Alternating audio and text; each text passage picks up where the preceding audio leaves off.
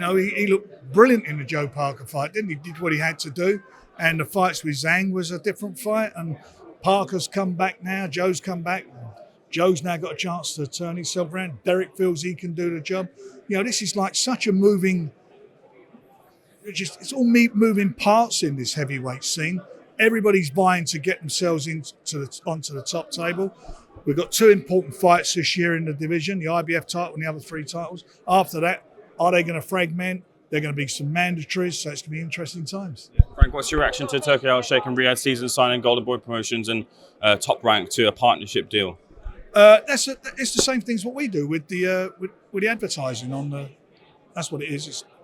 It's advertising the Riyadh seasons on their shows. What does it mean for competitive-wise between all the promotions? Are they all pally working together, or is there a competitive edge between you guys? I've worked with Top Rank since 1984, continuously. Golden Boy, we've done a few shows with them. We haven't done anything at the moment with them because I don't think it's, excuse me, our paths are crossed. As you know, we're working with Matchroom on shows. We've got some of Ben Shalom's fighters fighting our guys. Moses Atama, would you match him with the winner or loser of the main event? Chisora or Joyce? Would I match him with him? I don't know. I want to have a look at it first, see what happens, see how it all pans out. Cheers, mate. Thanks, Frank. Cheers.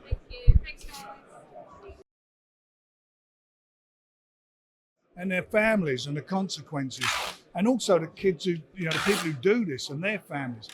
And there is something out there that can help. And box-wise, for me, is a great opportunity, great solution for youngsters, kids, people who are maybe disenfranchised or outsiders, for their families and for them to go along and take part on this course, which is a 10-week course.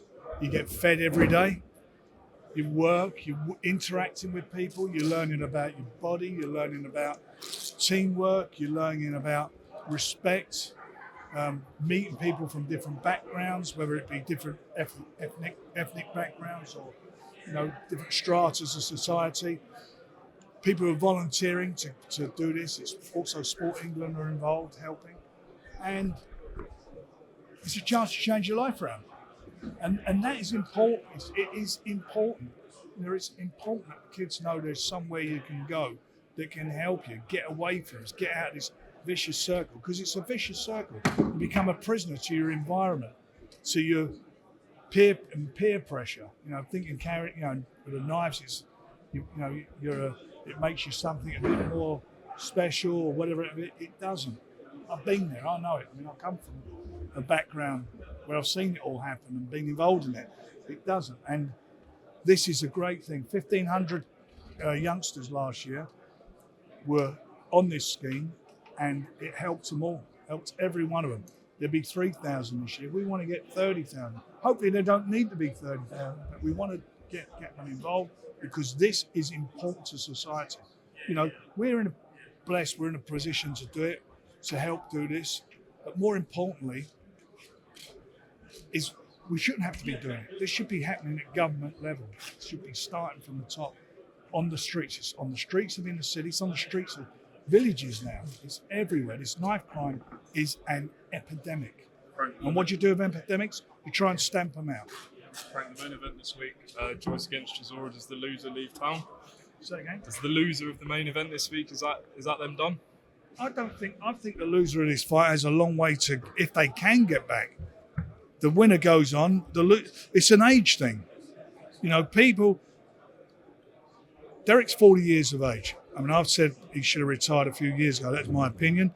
He's out to prove me wrong, and he may be right. I don't know. We're going to find out on Saturday.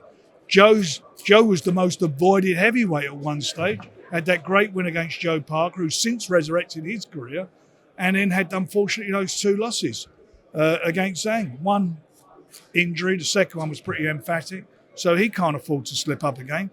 He's obviously got less miles on the clock as a professional fighter, but this is shit or bust for him, both of them.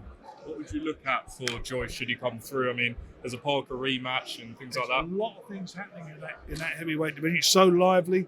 There's a big fight on the 21st, Riyadh season fight on the 21st of September at Wembley.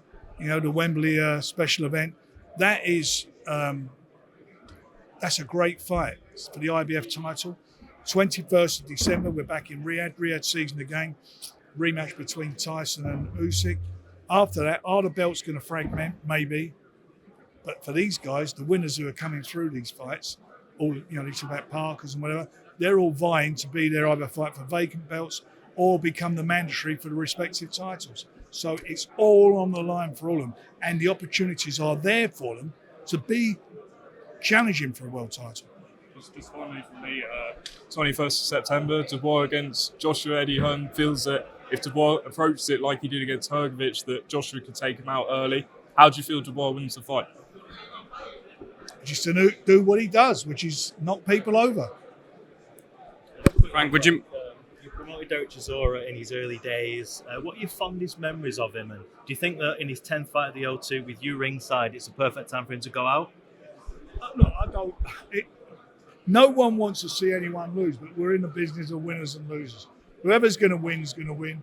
Derek's been a great servant for British boxing over the years. I mean, it's a long career he's had and he's never fallen short. He's always, what I mean by falling short, he's always give as much as he can give in fights. Been in some dramatic and exciting fights. I just want to make sure when him, and for that matter, any boxer when their careers are over, Joyce, anyone on that card, that their marbles are intact. That's the most important. You earn lots of money, God bless you, because it's the toughest of all sports, but you've got to know where it's in, what bank it's in. Frank, we've seen Alexander Usyk do an interview today with Boxing King Media. Your thoughts? Have you spoken to Tyson Fury, and if so, how is he? How's things? I spoke to Tyson this morning. I'm hoping he'll be at the show on Saturday. Usyk may be coming, I'm not sure, but I hope Tyson's going to come along. But he's in a good place. Just come off a family holiday in the Caribbean. Said he had a marvellous time with the kids, and he's looking forward to getting back in training. There was a lot of talk about his team after the fight, but it seemed like he's going to stick with the team, same personnel. What do you make of that? Did you expect that to happen? I don't know what's going to happen. I mean, we won't know until nearer the fight. I haven't had a conversation with him about it. Frank, who's the incident that occurred yesterday in Manchester Airport?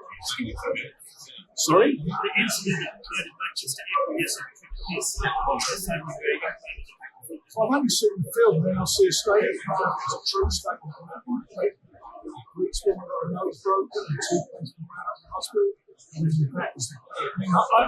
comment on that because I don't know the background. There's a snippet which looks pretty awful in the way that the guys were arrested. And it's